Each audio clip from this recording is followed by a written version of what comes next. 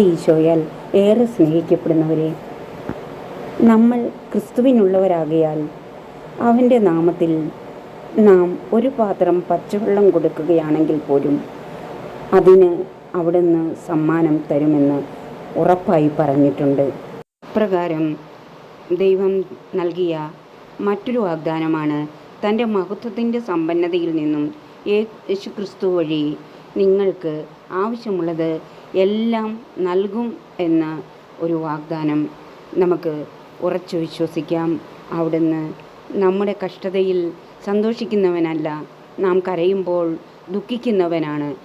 സ്വർഗം തന്നെ താണിറങ്ങി വരുന്ന പരിശുദ്ധമായ ദിവ്യബലിയിൽ നമുക്ക് നമ്മെ തന്നെ പരമേൽപ്പിക്കാം.